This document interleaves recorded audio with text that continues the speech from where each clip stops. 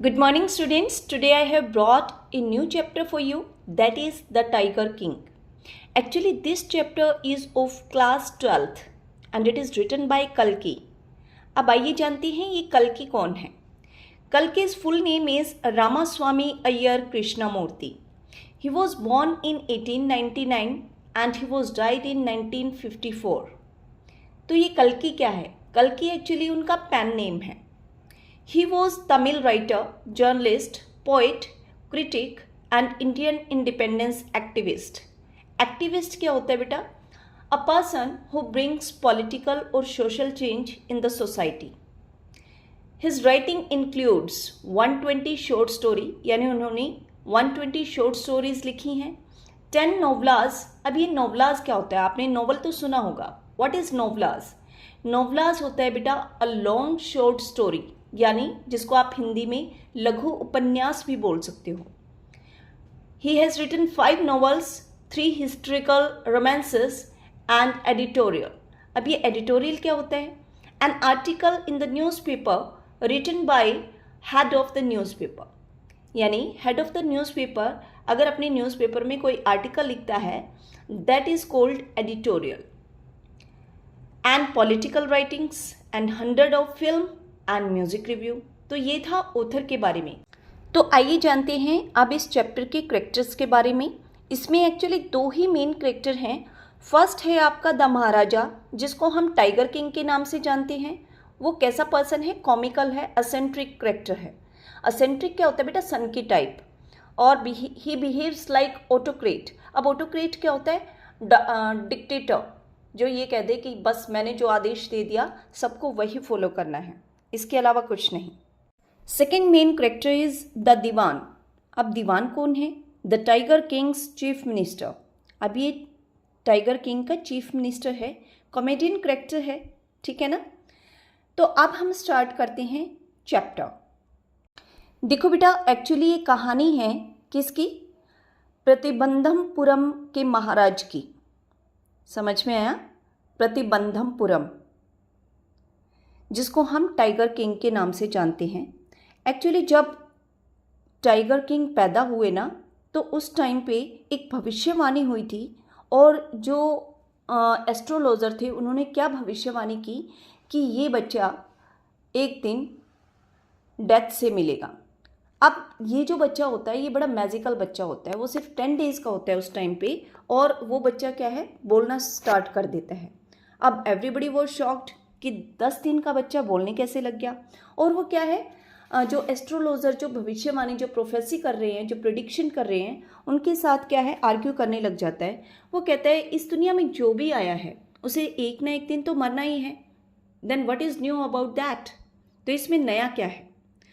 वो कहता है कि हाँ, बेशक जो इस दुनिया में आया है उसे मरना है. वो कहता है लेकिन जो तुम्हारी डेथ है वो क्या है? एक टाइगर के थ्रू होगी. वो कहता है अच्छा, एक टाइगर के थ्रू. अब बच्चा ये सुन के बिल्कुल भी नहीं घबराता और क्या कहता है? तो फिर तो इस राज्य के टाइगर्स को डरना चाहिए मुझसे. अब बेटा ये जो मैजिकल बच्चा है ये बड़ा होता है, and at the age of 20 years he was crowned. अब जो वो 20 साल का होता है तो उसे ताज पहनाया जाता है, यानी उसको गद्दी पे बिठाया जाता है, उसे महाराज बना दिया जाता है. लाइक अदर प्रिंसेस, जो उसका चाइल्डहुड था बड़ी ऐश में बीता. ऐश का मतलब क्या है? बड़े मतलब कंफर्ट के साथ बीता. वो इंग्लिश काऊ का मिल्क पीता था, और साथ में क्या है? इंग्लिश नैनी उसे लुक आफ्टर करती थी, और he was tutored in English by the English man. अब देखिए क्या होता है बेटा, जब उसको महाराज बना दिया जाता है तो क्या होता है? जो भविष्यवाणी उसके बचपन में, उसके बॉर्न टाइम पे, उसके बर्थ के टाइम पे हुई थी, वो उसके कानों तक पहुंचती है, और सब कहते हैं कि महाराज, जो भविष्यवाणी हुई थी उसे मत भूल जाना. वो उसको याद दिलाते हैं कि जो एस्ट्रोलॉजर है उसने आपको बताया था कि आपकी मृत्यु का कारण एक टाइगर होगा. तो कहता है कि ठीक है, चलो फिर टाइगर हंटिंग के लिए. अब जब महाराज फर्स्ट टाइगर मार के लाता है ना, तो बड़ा और कॉन्फिडेंट हो जाता है, और एस्ट्रोलॉजर को बोलता है कि देखो, तुम तो बोल रहे थे टाइगर के कारण मेरी डेथ हो गई, मैंने तो खुद ही टाइगर को मार डाला. वो बोला एस्ट्रोलॉजर कि महाराज जो मैंने भविष्यवाणी की है ना, दैट इज़ कम्प्लीटली ट्रू। आपने बेशक 99 टाइगर मार दो, लेकिन जो 100वां टाइगर होगा ना, वो आपकी डेथ का कारण बनेगा। और अगर ऐसा नहीं हुआ तो मैं अपनी सारी ज्योतिष विद्या को छोड़ के आपका एजेंट बन जाऊंगा। अब ये सुन के महाराज क्या है, एक अनाउंसमेंट कराते हैं अपने किंगडम में कि मेरे राज्य में tiger hunting is totally band. अब वो ऐसा क्यों कहता है? क्योंकि टाइगर को तो उसे मारना था ना, इसीलिए वो औरों की हंटिंग पे बैन लगा देता है और कहता है अगर किसी ने टाइगर के ऊपर हमला किया तो उसकी पूरी प्रॉपर्टी को कॉन्फेस्टिकेटेड कर लिया जाएगा। कॉन्फेस्टिकेटेड क्या होता है बेटा? जब्त कर लिया जाएगा। अब राजा क्या है, दिन पर दिन उसके किंगडम में जितने भी टाइगर्स होते हैं उनको मारता है डे बाय डे। अब बेटा वो कंप्लीट 10 मारे, 20 मारे, 30 मारे, 50 मारे, तो इस तरह से वो क्या है 70 टाइगर तक पहुंच जाता है और 70 टाइगर्स को क्या है मार डालता है। अब एक बार क्या होता है कि एक हाई रैंकिंग ब्रिटिश ऑफिसर आता है प्रतिबंधमपुरम में। अब उसको ना एक शौक होता है कि टाइगर को मार के और उसके साथ अपनी फ़ोटो क्लिक करना। जैसे आजकल हम कुछ भी कहीं भी जाते हैं आउटिंग के लिए, डिनर के लिए, तो हम अपनी फ़ोटो क्लिक करके फेसबुक या इंस्टा पे अपलोड करते हैं। सेम उसी तरह से वो जो ब्रिटिश ऑफिसर होता है उसकी भी ये हॉबी होती है और उसकी मतलब यूँ कह लो कि एक डिज़ायर होती है कि मुझे टाइगर को मारना है और उसके साथ अपनी फ़ोटो क्लिक करनी है। अब वो बात करता है किसी दीवान से, प्रतिबंधमपुरम के दीवान से। अब दीवान साहब बिल्कुल मना कर देते हैं। कहता है कि आपको पता नहीं है कि हमारे राज्य में टाइगर हंटिंग तो बैन है। वो कहता है आप ऐसा करो, आप यहाँ के महाराज से ही बात कर लो। अब जैसे ही वो महाराज के पास जाता है, महाराज तो टोटली डिटरमाइंड है और वो उसे मना कर देते हैं। वो कहता है कि महाराज प्रॉब्लम क्या है, सिर्फ टाइगर ही तो मारना है और उसके साथ एक फ़ोटो खिंचवानी है। वो कहता है नहीं, हम इसकी परमिशन नहीं देंगे। तुम चाहे कुछ भी हंट कर सकते हो हमारे किंगडम में, मतलब किसी भी एनिमल की हंटिंग कर लो, but I will not allow you for the tiger hunting. वो कहते तो एक काम करो महाराज, टाइगर आप मार लो, फ़ोटो मेरी खिंचवा देना उसके साथ। अब इसको वो रिफ्यूज़ कर देता है, टोटली डिनाई कर देता है और जो ब्रिटिश ऑफिसर है वो वहाँ से चला जाता है। अब आता है दीवान। वो कहता है कि महाराज ये क्या कर दिया आपने? वो कहता है क्या हो गया? वो टाइगर हंटिंग के लिए बोल रहा था तो मैंने मना कर दिया।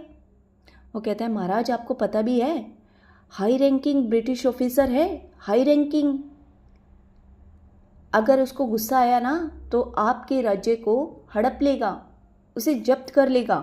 वो कहता है अच्छा, तो अब क्या करें? वो कहता है एक काम किया जा सकता है, हम इसकी वाइफ को क्या है खुश कर देते हैं, यानी उसको पटा लेते हैं। वो कहता है इसकी वाइफ को पटा लेते हैं?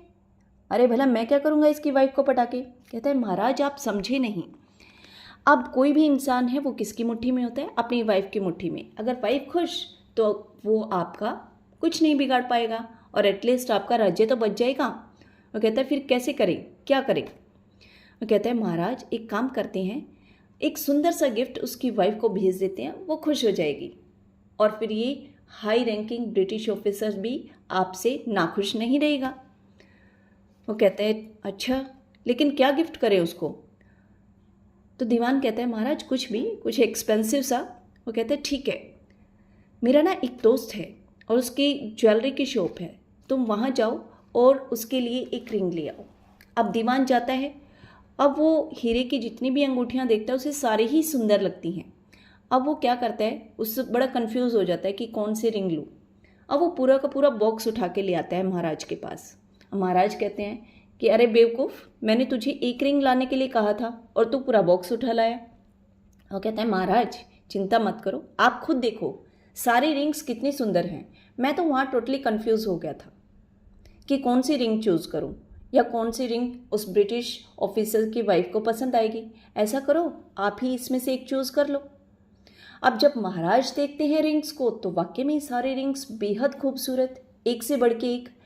तो महाराज भी कंफ्यूज हो जाते हैं। कहता है मेरी तो समझ से बाहर है, मुझे तो सारी ही अच्छी लग रही है। कहता है महाराज ऐसा ही तो मेरे साथ हुआ, इसीलिए मैं सारी रिंग उठा के ले आया। तो कहता है कि अच्छा, तो एक काम करते हैं, ऐसा करते हैं उसकी वाइफ के पास भेज देते हैं और उसको जो पसंद आएगी वो रख लेगी और बाकी क्या है हम रिटर्न कर देंगे। दीवान कहते हैं महाराज मैं जाके रिटर्न कराऊंगा, इसमें कौन सी बड़ी बात है। वो कहते हैं हाँ ये ठीक होगा। अब वो क्या करते हैं उस रिंग्स का बॉक्स, डायमंड रिंग का बॉक्स किसके पास भेज देते हैं, ब्रिटिश ऑफिसर की वाइफ के पास जो प्रतिबंधमपुरम में आया था टाइगर हंट करने के लिए। अब वो क्या करती है बॉक्स को लेके रख लेती है, 1 महीने तक कुछ नहीं बोलती और फिर एक लेटर आता है जिस पे लिखा होता है थैंक यू, यानी वो सारी की सारी रिंग्स रख लेती है। अब महाराज कहते हैं अरे बेवकूफ़, तेरी वजह से मुझे 3 लाख का भुगतान करना पड़ेगा, तुझे पता भी है पूरा बॉक्स कितना महंगा था। वो कहते हैं कोई बात नहीं महाराज, एटलीस्ट आपका राज्य तो बच गया। वो कहते हैं हाँ ये तो ठीक है। अब देखिए जैसा कि हमने बताया था कि महाराज दिन पे दिन हंटिंग करते रहते हैं, टाइगर्स को हंट करते रहते हैं क्योंकि उसे डर है कि उसकी डेथ का कारण क्या है 100वां टाइगर बनेगा। अब उसने क्या है 10 ईयर्स के अंदर 70 टाइगर को किल कर दिया। अब पूरे प्रतिबंधमपुरम में एक भी टाइगर नहीं बचता। अब महाराज की प्रॉब्लम का सॉल्यूशन कौन देता है, दीवान।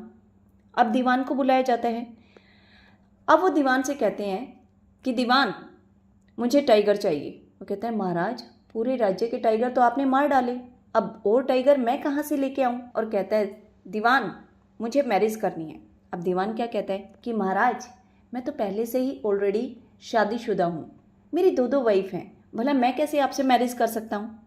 वो कहता है अरे बेवकूफ़, मैं तुझसे मैरिज करने के लिए नहीं बोल रहा हूँ। वो कहता है कि महाराज आपके जो ख़ानदान हैं, आपके जो पूर्वज हैं, उन्होंने किसी ने तलवार से मैरिज की, किसी ने बंदूक से मैरिज की, तो सेम उसी तरह आप भी मैरिज कर सकते हो। कहता है ना तो मैं तलवार से मैरिज करने वाला हूँ, ना ही बंदूक से और ना ही तुझसे। वो कहते हैं कि जाओ आसपास में ऐसा राज्य ढूंढो जहाँ पे बहुत सारे टाइगर पाए जाएं और वहाँ की जो प्रिंसेस है, वहाँ की जो राजकुमारी है, उसके लिए मेरा मैरिज का प्रस्ताव भेज दो। अब दीवान को आदेश दिया जाता है जो करने के लिए। दीवान बिल्कुल ठीक वैसा ही करता है। उसे एक राज्य मिल जाता है जहाँ पे टाइगर की पॉपुलेशन काफ़ी ज़्यादा होती है और वहाँ की जो प्रिंसेस है, जो राजकुमारी है, उसके लिए राजा की शादी का प्रस्ताव भेज दिया जाता है। अब राजा की मैरिज हो जाती है। एक्चुअली उसका मेन मोटिव तो क्या था, टाइगर्स को मारना। अब राजा जब भी जाता है अपने फादर इन लॉ के घर, वहाँ से 5-10 टाइगर तो मार के ले आता है। अब ऐसा करते करते जो उसके फादर इन लॉ का किंगडम है, वहाँ के टाइगर्स भी क्या हो जाते हैं, ख़त्म हो जाते हैं और वो पहुँच जाता है टाइगर की हंटिंग करते करते 99 टाइगर्स पर। यानी जो महाराजा होता है वो 99 टाइगर मार डालता है। अब उसे तो याद है प्रोफेसी कि 100वां टाइगर मेरी मौत का कारण बनेगा, तो उसे तो 100वां टाइगर चाहिए। अब वो फिर से दीवान को बुलाता है, कहता है दीवान मुझे 100वां टाइगर चाहिए, I want to kill that. अब वो कहता है कि महाराज आपने अपने राज्य के सारे टाइगर मार डाल ले, अपने फादर इन लॉ के किंगडम के सारे टाइगर मार डाले, अब मैं और टाइगर कहाँ से लाऊं। और कहता है देख दीवान, मुझे टाइगर चाहिए, हर कीमत पे चाहिए, अदरवाइज मैं तुझे ही टाइगर की खाल पहना के गोली से उड़ा दूंगा। अब वो कहता है महाराज जरा ठहरो, मैं कुछ सोचता हूँ। अब दीवान आता है अपने घर और अपनी वाइफ से डिस्कस करता है कि राजा ने तो ऐसा ऐसा बोला है। अब उसकी वाइफ भी क्या है, परेशान हो जाती है और कहती है कि इसका सॉल्यूशन तो करना पड़ेगा, लेकिन टाइगर लाए कहाँ से। तो अब क्या होता है कि दोनों जो मद्रास में क्या है एक पीपल पार्क है, दोनों ये हस्बैंड वाइफ वहाँ जाते हैं और वहाँ एक बूढ़ा सा टाइगर होता है, उसको पकड़ के अपनी कार में डाल के ले आते हैं।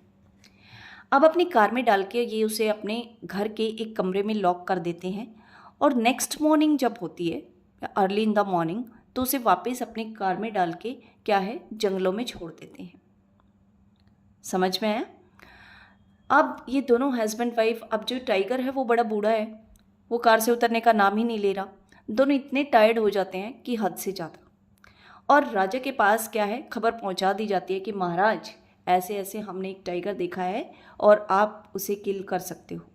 अब राजा पहुंच जाता है टाइगर हंटिंग के लिए, 100वां टाइगर मारने के लिए जो उसकी मौत का कारण था। अब जैसे ही वो जाता है, वो टाइगर क्या है उसको निशाना बनाता है अपना, लेकिन टाइगर इतना बूढ़ा हो चुका है कि राजा की गोली की आवाज़ से ही बेहोश हो जाता है। अब राजा कहता है कि there will be grand procession. अपने जो वर्कर्स होते हैं राजा, उनको आदेश देता है कि पूरे राज्य में एक ग्रांड प्रोसेशन होगा। प्रोसेशन क्या होता है बेटा? जुलूस। वो कहते हैं जुलूस होगा और तुम इस टाइगर की डेड बॉडी को पूरे किंगडम में घुमाओगे और लोगों को बताओगे कि देखो, उस एस्ट्रोलॉजर की भविष्यवाणी बिल्कुल गलत साबित हुई, राजा ने तो 100वां टाइगर मार दिया। अब राजा तो ये कह के निकल जाता है, लेकिन जो वहाँ पे लोग होते हैं, जो हंटर्स होते हैं, वो देखते हैं कि ये टाइगर तो मरा ही नहीं यार, ये तो बिल्कुल जिंदा है, ये तो सिर्फ बेहोश हो गया था। कहता है चल राजा को जाके बताते हैं। कहता है बेवकूफ़ हो गया है, अगर राजा को बताएंगे तो राजा पहले तेरे को गोली मारेगा, क्योंकि राजा अपनी इंसल्ट फील करेगा ना कि मैं टाइगर को सही निशाना नहीं बना पाया, टाइगर मेरी गोली से नहीं मरा। तो कहता है फिर क्या करें? कहता है ऐसा करते हैं, हम खुद ही मार डालते हैं इसको। अब उन दोनों हंटर्स ने क्या किया? उस टाइगर को मार दिया और पूरे किंगडम में टाइगर की डेड बॉडी को घुमाया गया और उसके बाद उसको दफना दिया। अब देखो बेटा, इस ग्रैंड प्रोसेशन के बाद जिसमें पूरे राज्य में 100वें टाइगर को घुमाया गया, उसके बाद क्या कहता है वो राजा दीवान से कि देखो दीवान, इन पिछले 10 सालों से ना मैं सिर्फ टाइगर के पीछे पागल था, मैंने ना अपनी फैमिली की तरफ ध्यान दिया, मैंने कुछ नहीं देखा टाइगर हंटिंग के सिवा। वो कहता है मेरे बेटे का ना 3rd बर्थडे आने वाला है और इस बार मैं उसके बर्थडे पे कुछ स्पेशल करना चाहता हूँ, मैं अपनी फैमिली को कुछ स्पेशल मोमेंट देना चाहता हूँ। वो कहते हैं ठीक है महाराज। अब वो क्या करता है, अपने बेटे के लिए एक बड़ी गिफ्ट खरीदने जाता है। अब मार्केट में जाता है, उसे कुछ अच्छा नहीं लगता, फिर उसकी नज़र पड़ती है किस पे? एक वुडन टाइगर पे। अब वो जाके रेट पूछता है, तो जो शॉपकीपर होता है वो कहता है कि महाराज बहुत अच्छी कारीगर ने बनाया है इसे, कारीगरी का बेहद नायाब नमूना है। जबकि रियलिटी ये होती है कि वो जो टाइगर होता है किसी अनस्किल्ड कारपेंटर ने बनाया होता है। समझ में आया? अब इसकी रियल में कीमत क्या होती है? 2 आने। लेकिन जब राजा उसकी कीमत पूछता है तो वो राजा से 300 रुपीज़ वसूल करता है उस टाइगर के लिए। वो कहता है राजा ठीक है, पैक कर दो इसे। अब राजा घर चला जाता है और उस टाइगर के साथ, अपने बेटे के साथ, यानी वो खिलौना अपने बच्चे के लिए लेके गया है ना, उस लकड़ी के टाइगर को लेके अपने बेटे के साथ खेल रहा होता है। और अचानक से क्या होता है बच्चे कि एक स्लाइवर क्या होता है? स्लाइवर होता है बेटा थिन और नैरो पीसेस। अब अनस्किल्ड कारपेंटर ने उसे बनाया था, तो लकड़ी की जो फांस होती है ना, उसकी राइट हैंड में धंस जाती है। अब राजा क्या है, इसकी तरफ इतना ध्यान नहीं देता और उसे खींच के निकाल देता है। लेकिन कुछ दिन बाद क्या है, उसकी बॉडी में इन्फेक्शन फैल जाता है, उसके पूरे हाथ में इन्फेक्शन फैल जाता है। अब बेटा मद्रास से 3 सर्जन को बुलाया जाता है जो बहुत फेमस थे उस टाइम पे अपने प्रोफेशन में। तो ये तीनों सर्जन क्या है, राजा के ऊपर ऑपरेट करते हैं उसकी लाइफ को बचाने के लिए। लेकिन जैसे ही ऑपरेशन ख़त्म होता है तो तीनों सर्जन बाहर आते हैं और कहते हैं बधाई हो, ऑपरेशन सक्सेसफुल हुआ, लेकिन राजा मर गया। तो यही कहानी थी द टाइगर किंग की। I hope the chapter is clear. तो इस तरह से क्या है, 100वां टाइगर राजा की मौत का कारण बनता है और वो अपना बदला ले ही लेता है।